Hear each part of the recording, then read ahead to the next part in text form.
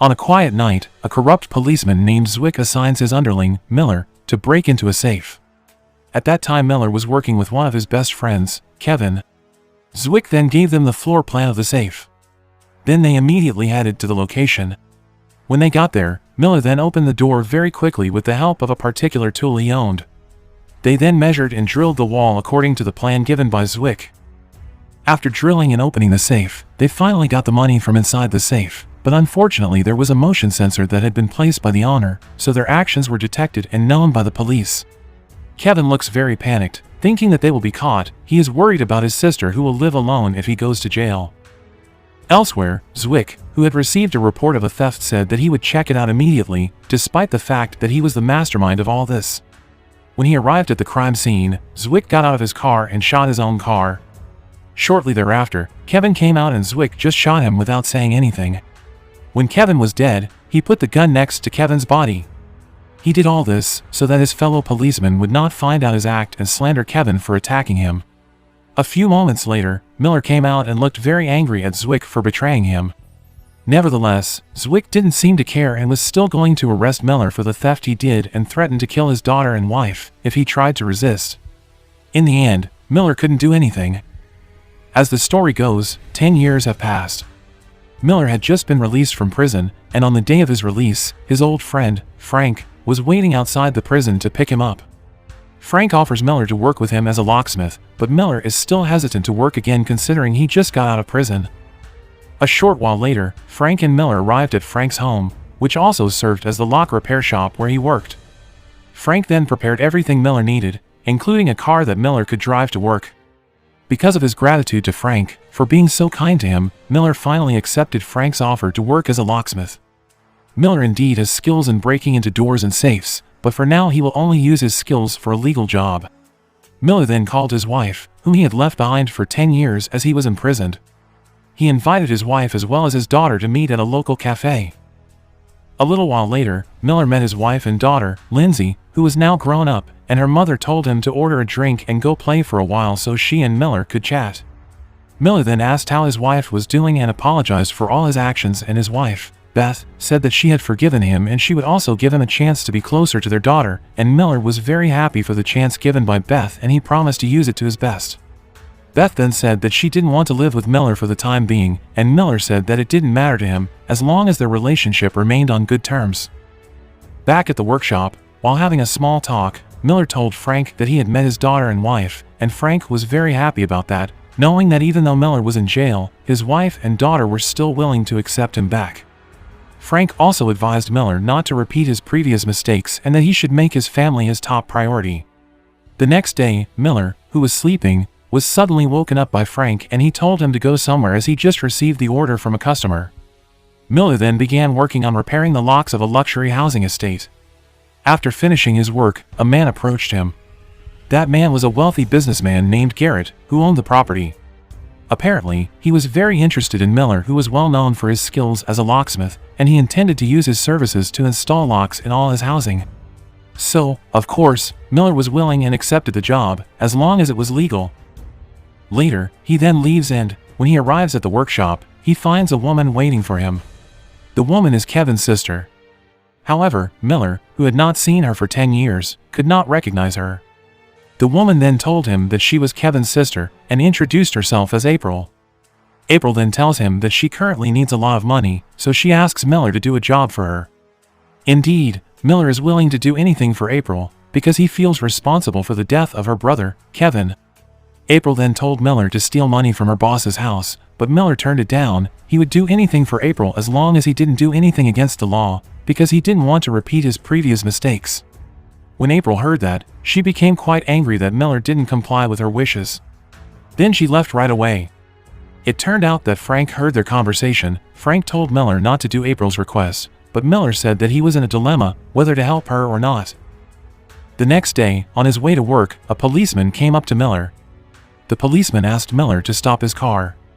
Shortly after, another car arrived, and it turned out to be Zwick's car, the corrupt cop who was also Miller's former boss. Zwick then approached Miller and greeted him and asked him to get out of his car. Zwick then said that he would soon retire from the police, and he said that the two cops who were there were also corrupt cops just like him. Then one of Zwick's men immediately beat Miller. They then found a key that is usually used by thieves to break into safes, and then they brought the key to the office and reported it to their superiors. But their superiors said that the evidence was not enough to be able to arrest Miller again. Sometime later, Miller was interrogated by his wife, Beth, who was also a police officer in that town. Miller said that he was approached by Zwick and his men. Shortly after, the chief of police came out and told Miller to go home right away since he was not proven to have committed any crimes.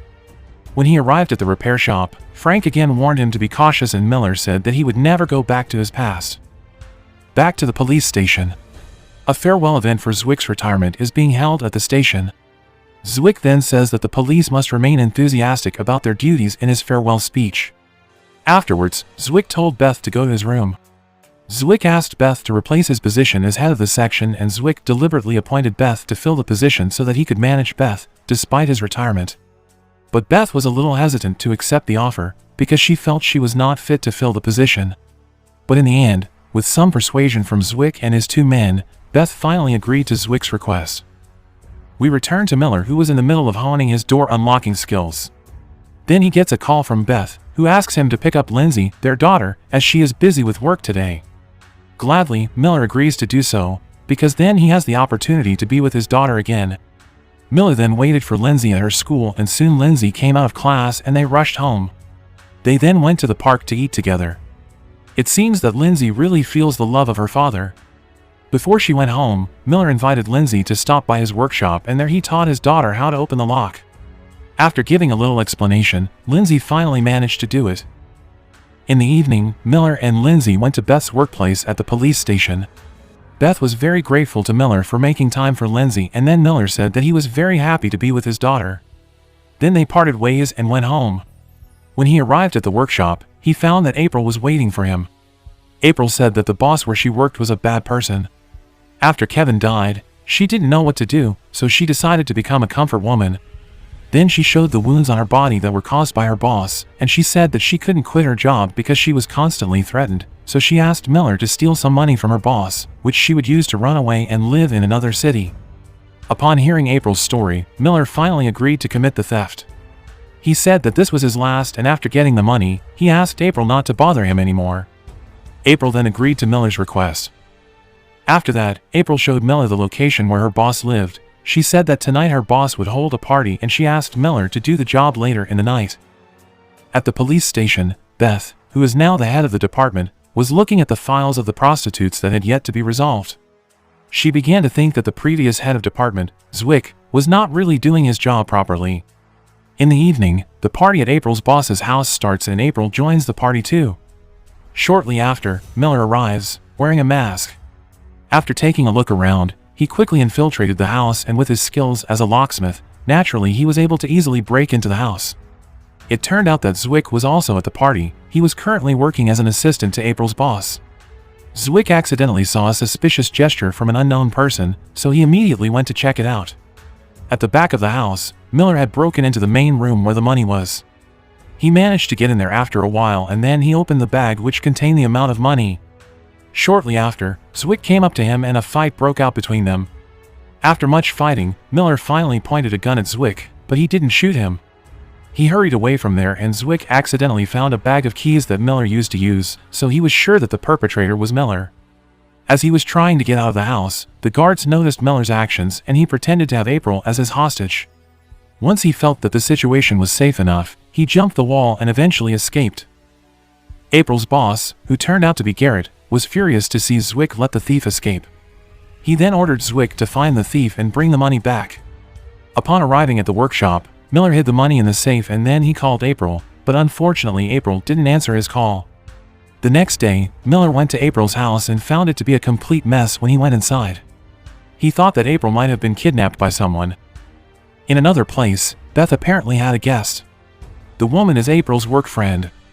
She went to Beth's house intending to give Beth a flash drive containing various kinds of evidence of her boss' crimes, Garrett. Not only that, she also told her that Zwick and also his two subordinates, who were police officers, were also involved. Beth then opened the contents of the flash drive, and sure enough she saw and heard all the crimes committed by those corrupt cops. On the other hand, Miller, who had just arrived at the workshop, was immediately scolded by Frank. Apparently Frank already knew about what Miller had done last night.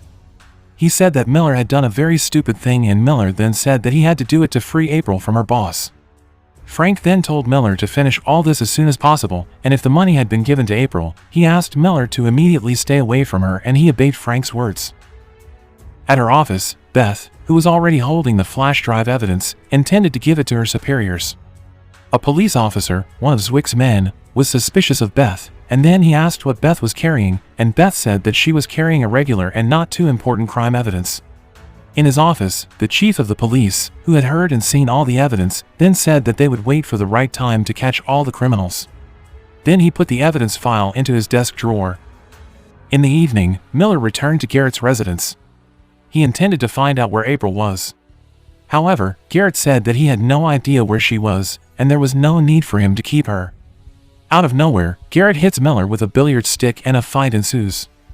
Miller knocked Garrett out easily, and then he soaked Garrett's head in the pool and asked him to tell him where April was. Unable to withstand the torture, Garrett finally said that April was currently with Zwick. Miller then immediately rushed away from there. In the distance, April and Zwick saw what Miller was doing. It turns out that April and Zwick have conspired to use Miller's skill to take Garrett's money. A few moments later, Zwick entered Garrett's house, and finally Garrett realized that Zwick was not really working for him, and without further ado Zwick then shot Garrett to death.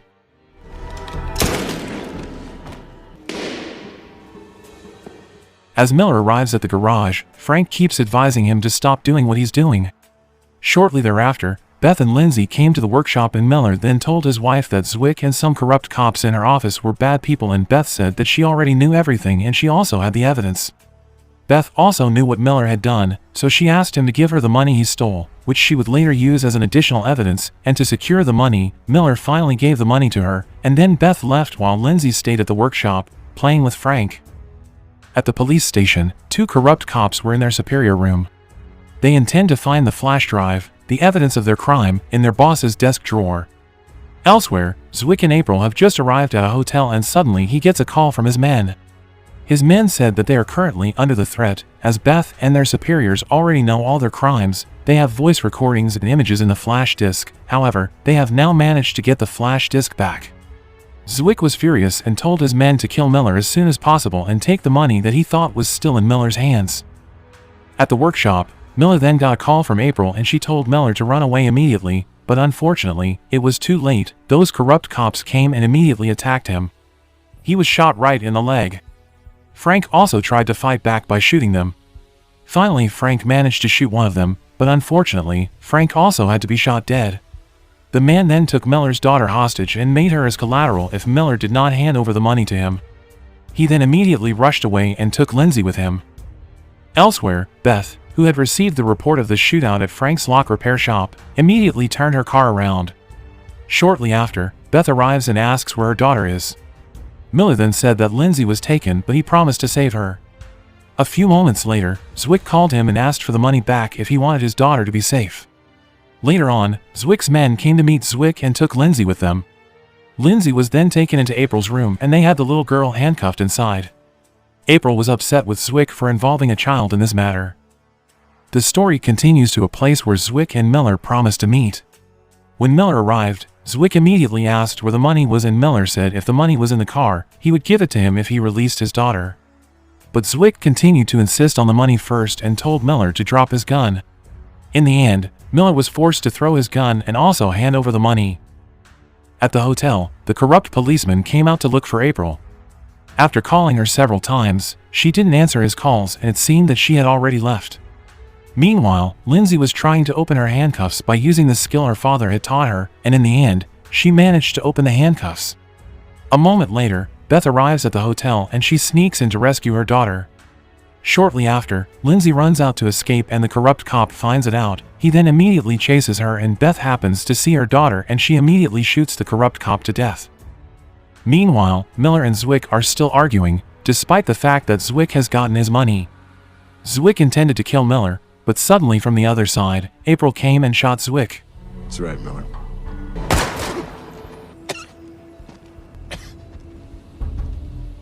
In the end, Zwick died horribly.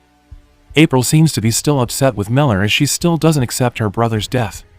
She thinks that Miller is the source of the problem, so she also wants to kill him. All of a sudden, Beth came and pointed a gun at April. However, April still insisted on shooting Miller. Miller then said that he really loved Kevin, he even considered him as his own brother, so there was no way he could trap him and just let him die. April then cried and broke down hearing Miller's words, and then she gave up and dropped the gun. Beth then hugged her and tried to calm her down. Soon the police came to the scene to evacuate them. April was taken to the police station to be held accountable for her actions. The next day, Beth is promoted to lieutenant by her superiors, and in the evening, at the piano recital held by her school, Lindsay played the piano very melodiously and received appreciation from the audience.